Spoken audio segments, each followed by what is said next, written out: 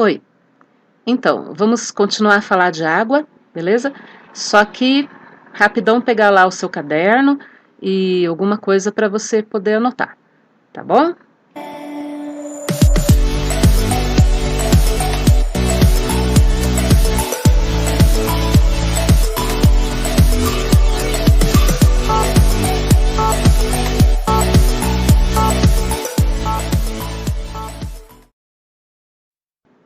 Bem, isso aí é o jeito que está agora, né? Faz 40 anos que não acontecia isso.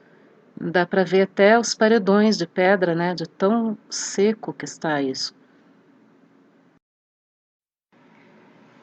Então, assim, o que que acontece? Isso aqui é um mapa, né, do Paraná mostrando os rios, tá? O Rio Iguaçu tá aqui, ó. O Rio Iguaçu, ele nasce aqui, na região de Curitiba, né, São José dos Pinhais e tal, que é a nascente do rio, tá? E esse rio, em vez dele ir para o mar, ele vai indo para oeste, ele vai indo para o interior do estado, tá? Então, olha só, vamos seguindo ele aqui, ó, segue a mãozinha que você vai vendo ele. Aqui, o Rio Iguaçu, ele é a divisa entre o Paraná e Santa Catarina, ó, nesse pedacinho aqui, ó, tá vendo? Então, tá vindo na região ali de União da Vitória, então o rio faz a divisa. Tá? Daí depois ele vai prosseguindo, tá? E essas coisas que você está vendo aqui, tipo, umas represas, né? Tem várias represas ao longo do rio, né? E ele vai seguindo aqui, né? Vai indo para oeste, né? E aqui, essa região é a região que tem a fronteira que chama Tríplice Fronteira, né? É a fronteira entre o Paraguai, o Brasil, né? Do lado de cá, aqui o Paraguai e a Argentina, que a Argentina tem um biquinho da Argentina, né? Que entra aqui, tá?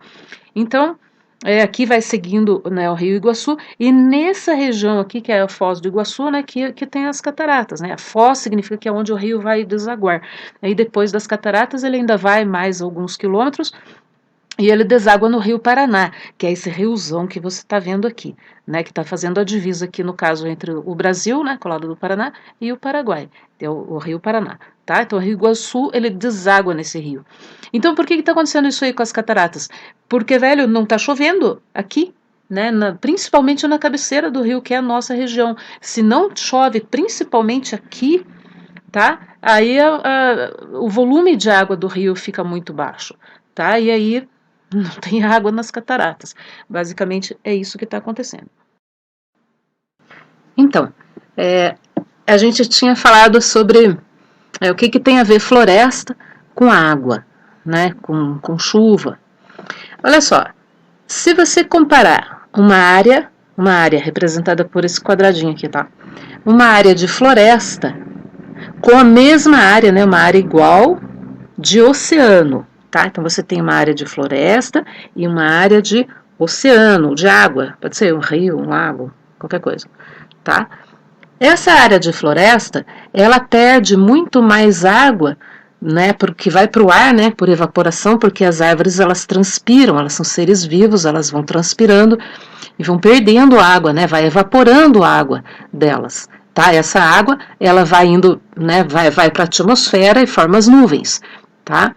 Então a mesma área de floresta, ela perde 10 vezes mais água para a atmosfera do que a mesma área de mar, de oceano, de rio, entendeu? Então, olha só, se você já assistiu um vídeo nosso anterior que falava sobre os rios voadores, você vai se lembrar disso. Olha só, vamos entender como é que é o lance de rios voadores, para você poder entender a conexão que existe entre floresta e chuva, né, e água, tá? Então, assim, aqui você tem o Brasil, certo? Aqui estamos nós, essa menina de azul aqui é nós, tá? É o sul do Brasil, tá? Aqui, ó, Rio Grande do Sul, Santa Catarina, Paraná. E aqui em cima, floresta amazônica, ou o que está restando da floresta amazônica, tá? Olha só o que acontece. Da floresta amazônica, como você acabou de ver aqui, ó, vamos voltar, ó, tá vendo a área de floresta? Evapora água pra caramba. Essa água que está evaporando, ela vai formar as nuvens, né? Nuvens de chuva. Então, assim, aqui tem floresta pra caramba. Evapora um monte de água daqui, que é essas setinhas brancas aqui, tá? E forma nuvens de chuva. Só que essas nuvens que são formadas lá na floresta amazônica, elas são levadas, né, pelas correntes de ar E daí elas acabam fazendo essa curva aqui, tá? E vão chegar aqui para nós, aqui no sul, tá? E faz chover aqui. Então a água que está chovendo aqui, ela veio lá da floresta amazônica. Essas nuvens foram formadas lá na floresta amazônica. E veio tanta água, mas tanta água, que os cientistas chamam isso de rios voadores, tá? Só que você vai falar, mas não é um rio líquido, é um rio gasoso. Errado, é um rio líquido mesmo. Porque nuvem é água líquida. Nuvem não é água no estado gasoso, tá? Olha só, quando a água está evaporando, isso aqui é água no estado gasoso, tá? Só que quando essa água, em forma de gás, né, vapor d'água, quando ela chega lá em cima, que é frio pra caramba, nos estratos mais altos, né, da atmosfera, o que acontece? Ela se condensa, ela fica líquida. Aí você fala, mas se fica líquida, então por que já não cai? Já forma chuva logo? Porque são gotículas muito pequenininhas. Tá? Então, na verdade, as nuvens elas são formadas de gotículas de água líquida. Então, você tem sim água líquida viajando pelo céu e, velho, é muita água. Tá? Os caras lá, os cientistas, eles calculam que é tipo, que nem o Rio Amazonas, de volume de água, só que ele está no ar. Tá? Então, precisa haver essa floresta para poder, né, evaporar a água dela aqui. A floresta está transpirando, está mandando água, né, para formar as nuvens. Essas nuvens batem aqui, esses trecos aqui, os Andes, né, a Cordilheira dos Andes. Daí as nuvens não passam aqui por esse paredão lá, porque, entendeu? Enfim, tem várias coisas que dá para dizer sobre esse mapa aqui, eu não vou ficar me alongando muito. Tá? Mas assim, as nuvens elas chegam aqui nesse paredão por uma diferença de temperatura e tudo mais, elas vão fazer essa curva aqui, tá? E vão chegar aqui para nós. Acontece o seguinte, que se a gente não tiver essa floresta aqui, se desmatar tudo isso daqui, o que vai acontecer? O sul do Brasil vai virar um deserto, tá? Vai virar um deserto e não vai ter mais agricultura. Pô, o forte da gente aqui, né, do sul do Brasil é a agricultura, né? E, cara, não vai ter mais. Né? A gente já está começando a experimentar aí umas secas muito prolongadas. Né? Curitiba era a capital nacional da chuva. Cadê a chuva? Não tem chuva. Tá? Vamos entender aqui, olha só, desmatamento.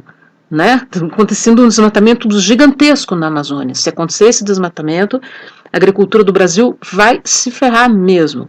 Tá? Não só aqui do sul do Brasil, mas lá, Mato Grosso, né? Enfim.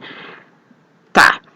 Olha só, que coisa interessante. Onde existe a floresta, né, uma mata e tudo mais, como começa a evaporar muita água, né, por causa das árvores estarem transpirando, isso aumenta a umidade do ar como um todo. Então, assim, todo o ambiente aqui perto da mata é um local de alta umidade do ar.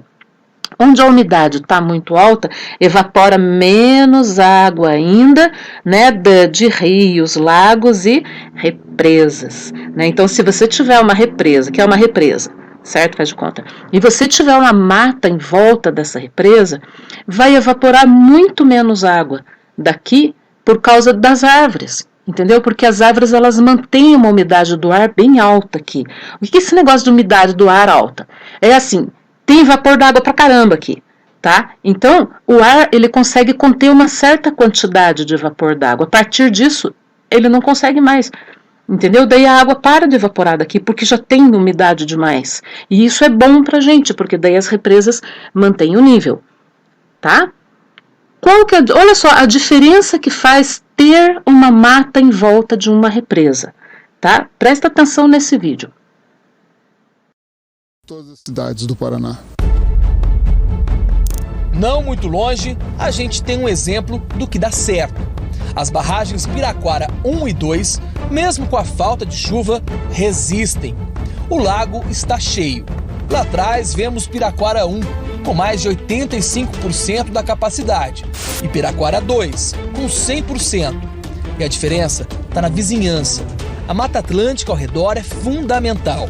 A floresta faz com que a evaporação seja menor e um estoque d'água é liberado devagarinho. Se você tem... E aqui a represa do Passaúna. Veja como é tudo desmatado, né, em volta. Então, por isso, essa represa está praticamente seca. Né? Num período de estiagem assim, a água vai evaporar muito depressa pela falta de mata em volta da represa. Tá?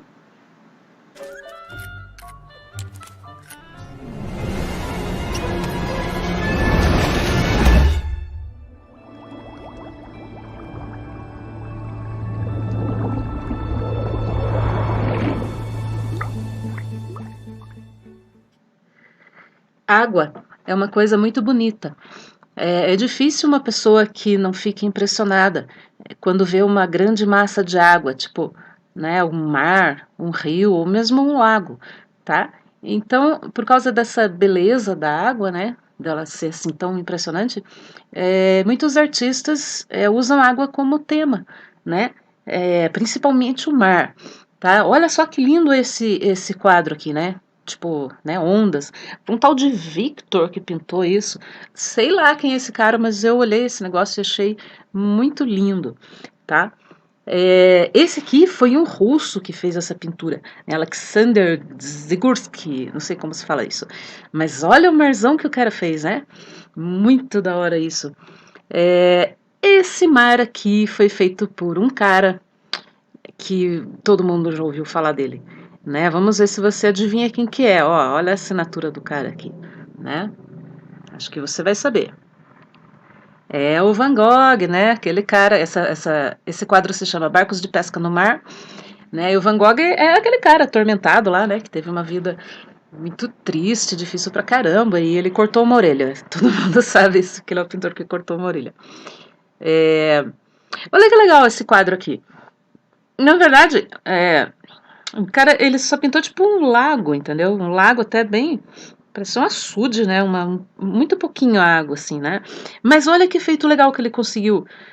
Porque ele pegou bem o horário, né? Que reflete aqui, ó, as casas na água e ficou uma pintura muito linda, cara. Eu gostei muito disso. Muito legal. Eu acho que ele é mineiro. É Jonas Lemes o nome dele. Agora, isso aqui, cara, eu acho isso aqui muito impressionante. Eu acho uma coisa de arrepiar. Na verdade, o artista que fez isso aqui é uma escultura, tá? Não é um quadro. É uma escultura de bronze, tá? Ela tá na entrada de uma cidade lá da França.